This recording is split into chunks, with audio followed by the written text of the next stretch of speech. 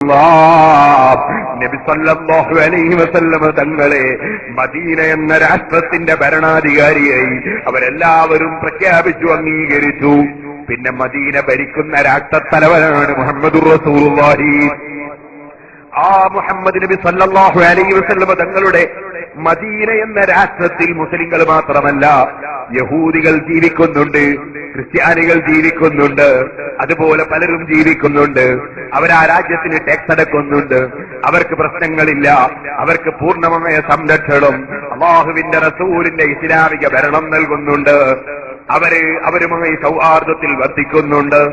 അവര് ക്ഷണിച്ച ഭക്ഷണം കഴിക്കാൻ നബി സല്ലല്ലാഹു അലൈഹി വസല്ലം പോയിട്ടുണ്ട്. അവര് ക്ഷണിച്ച ഭക്ഷണം കഴിക്കാൻ അല്ലാഹുവിന്റെ റസൂല് പോയിട്ടുണ്ട്. പക്ഷേ യഹൂദികൾ ആ ഭക്ഷണത്തിൽ വിഷം ചേർത്ത് കൊടുത്തിട്ടുണ്ട്. സുബ്ഹാനല്ലാഹ്, വിഷം ചേർത്ത് റസൂലുള്ളാഹിക്ക് കൊടുത്തിട്ടുണ്ട്. പക്ഷേ മുഹമ്മദ് നബി സാധാരണ മനുഷ്യനല്ലല്ലോ. അതുകൊണ്ട് തന്നെ ഭക്ഷണം തൊള്ളയിലിട്ട് ചവക്കുമ്പോ അവിടുന്ന് പറഞ്ഞു, ഈ ഭക്ഷണം എന്നോട് പറയുന്നു ഇതിന് വിഷം ചേർത്തിട്ടുണ്ടെന്ന്. യഹൂദികളെ വിളിച്ചു, നിങ്ങളിത് വിഷം ചേർത്തിട്ടുണ്ടോ?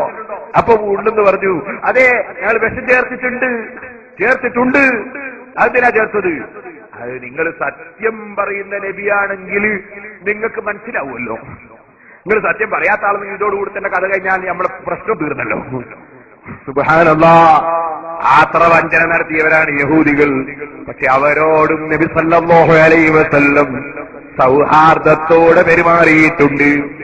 ആ മദീന എന്ന രാഷ്ട്രം അല്ലാഹുവിന്റെ റസൂല് സുന്ദരമായ ഭരണം നടത്തുമ്പോ ആ രാഷ്ട്രത്തെ തകർക്കാൻ, ആ രാഷ്ട്രത്തിലുള്ള മുസ്ലിങ്ങളെയും അമുസ്ലിങ്ങളെയും കൊന്നൊടുക്കാൻ, മുഹമ്മദ് നബിയെ വകവരുത്താൻ, സാമ്പത്തിക ശേഷി നേടാൻ വേണ്ടി ബിസിനസ് നടത്തുകയാണ് അബൂജഹലും അബൂ സുഫിയാനും. എന്തിന് പണമുണ്ടാക്കിയിട്ട് വേണം ഇതിനെ തകർക്കാൻ. അതിന്റെ പുറമെ അവരതാ നബിയെ ആക്രമിക്കാനുള്ള വകുപ്പുകൾ കൂട്ടുകയാണ്, ആയുധം വാങ്ങിക്കൂട്ടുകയാണ്. ആ സമയത്ത് അവരുടെ ആസൂത്രണം പൊളിക്കാൻ വേണ്ടി, അവര് നബിയെ എതിർക്കാൻ വേണ്ടിയുള്ള ആയുധം വാരിക്കൂട്ടാനുള്ള ബിസിനസ് നടത്തുമ്പോ ആ ബിസിനസ് പിടിച്ചെടുക്കണമെന്ന് മനസ്സിലാക്കി ഇസ്ലാമിക രാഷ്ട്രത്തിന്റെ തലവനായ നബി സല്ലല്ലാഹു അലൈഹി വസല്ലം സ്വന്തം രാഷ്ട്രത്തിന്റെ നിലനിൽപ്പിന് വേണ്ടി പ്രവർത്തിച്ചിട്ടുണ്ട്. ആ രാഷ്ട്രം കയ്യേറാനും ആ രാഷ്ട്രത്തിലെ പൗരന്മാരെ കൊന്നൊടുക്കാനും അബൂ സുഫിയാന്റെ നേതൃത്വത്തിൽ, അബൂജഹലിന്റെ നേതൃത്വത്തിൽ അതാ മക്കയിൽ നിന്ന് 100 കണക്കിന് കിലോമീറ്റർ സഞ്ചരിച്ചുകൊണ്ട് അഹങ്കാരത്തോടെ അഹംഭാവത്തോടെ മുട്ടും പാട്ടുമായി മുഹമ്മദിനെ വകവരുത്തുമെന്ന ഹുങ്കോടുകൂടി മദീനയുടെ സമീപ പ്രദേശമായ ബദറിലെത്തിയപ്പോൾ അവരെ ശക്തിയായി ഈമാനിന്റെ ശക്തി കൊണ്ട് നേരിട്ട് പരാജയപ്പെടുത്തിയിട്ടുണ്ട്. ഇത് ഭീകരവാദമാണോ സുഹൃത്തുക്കളെ? തീവ്രവാദമാണോ സുഹൃത്തുക്കളെ? ചോദിക്കട്ടെ, പാകിസ്ഥാനിന്റെ സൈന്യം കാർഗിലിലേക്ക് കയറി വന്നാൽ ഇന്ത്യ രാജ്യം നോക്കി നിൽക്കുമോ? ഇന്ത്യ രാജ്യം തുരത്തുകയില്ലേ? അത് തുരത്തുന്നത് തീവ്രവാദമാണോ? ഒരിക്കലുമല്ല. രാഷ്ട്രത്തിന്റെ നിലനിൽപ്പിന് അനിവാര്യമായ യുദ്ധമാണത്. ഇസ്ലാമിന്റെ യുദ്ധങ്ങൾ മുഴുവനും ഇസ്ലാമിക രാഷ്ട്രത്തിന്റെ നിലനിൽപ്പിന് വേണ്ടി നടത്തിയ യുദ്ധങ്ങളാണ്. അല്ലാതെ നാലാള് കമ്മിറ്റി ഉണ്ടാക്കി ബോംബ് നിർമ്മിക്കുന്ന, നിയമം കയ്യിലെടുക്കുന്ന ഏർപ്പാടല്ല.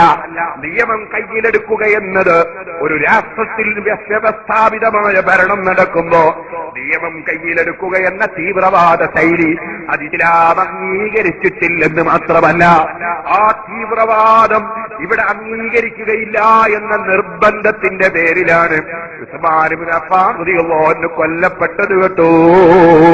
തീവ്രവാദത്തിന് അംഗീകാരം കൊടുക്കാത്തത് കൊണ്ടാണ് ഉസ്മാൻ ഇബ്നു അഫ്ഫാൻ റളിയല്ലാഹു അൻഹു കൊല്ലപ്പെട്ടത്. മുസ്ലിം ചെറുപ്പക്കാർ ഇസ്ലാമിന്റെ ചരിത്രം പഠിക്കണം.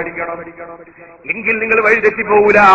അല്ലെങ്കിൽ നിങ്ങളെ വന്ന് തീവ്രവാദത്തിന്റെ ആശയങ്ങൾ കുത്തിവെച്ചിട്ട് ഖുർആനിനെ സംബന്ധിച്ച് വിവരമില്ലാത്ത, ഹദീസിനെ കുറിച്ച് വിവരമില്ലാത്ത, ഇസ്ലാമിന്റെ കർമ്മശാസ്ത്ര നിയമങ്ങൾ പഠിക്കാത്ത ഏതെങ്കിലും പുത്തൽവാദി ഖുർആൻ ഓതിയിട്ട് സ്വന്തം അർത്ഥം പറഞ്ഞ് ഖുർആനിന് അവന്റെ വകയിൽ സ്വന്തമായി വിവർത്തനം എഴുതി പരിഭാഷ എഴുതിയിട്ട് ജനങ്ങളെ ദുർമാർഗത്തിലേക്ക് ക്ഷണിക്കുമ്പോ അതിൽ മുസ്ലിമീങ്ങൾ പെട്ടുപോകുന്നതിന്റെ കാരണം വിവരമില്ലാത്ത പുത്തൻവാദിയുടെ, പ്രത്യേകിച്ച് മൗദൂദി സാഹിബിന്റെ പുസ്തകങ്ങളും ഖുതുബാത്തും അതുപോലുള്ള പുസ്തകങ്ങളും വായിച്ച് തിമിയുടെ പ്രവർത്തനങ്ങളിലേക്ക് കടന്ന് അങ്ങനെ തീവ്രവാദങ്ങളിലേക്ക് കടന്നുപോയവരെ നമുക്കറിയാമല്ലോ.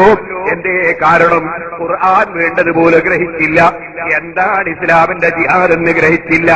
ഇസ്ലാമിന്റെ ജിഹാദ് അത് ശത്രുക്കൾ ഇസ്ലാമിക രാഷ്ട്രത്തെ നശിപ്പിക്കാൻ വന്നപ്പോ ഇസ്ലാമിക രാഷ്ട്രത്തലവനായ നബിയുടെ കീഴിൽ നടന്ന അതാ യുദ്ധങ്ങളാണ്.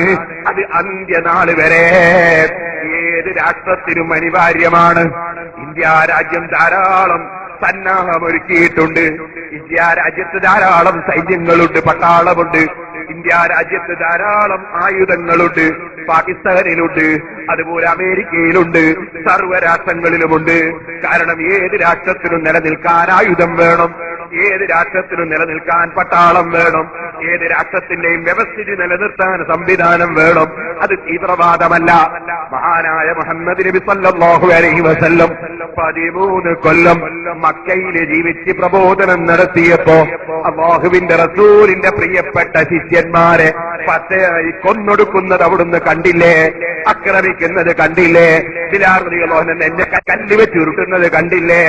എന്നിട്ടപ്പോഴെങ്ങാനും എവിടെയെങ്ങാനും വല്ല പ്രവർത്തനവും തിരിച്ച് അതാ ആക്രമണം ചെയ്ത കക്ഷികളോട് തിരിച്ചു വല്ലതും ചെയ്തത് ചരിത്രത്തിലുണ്ടോ?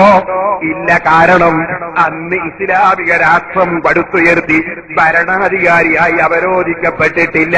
www.muttinabi.com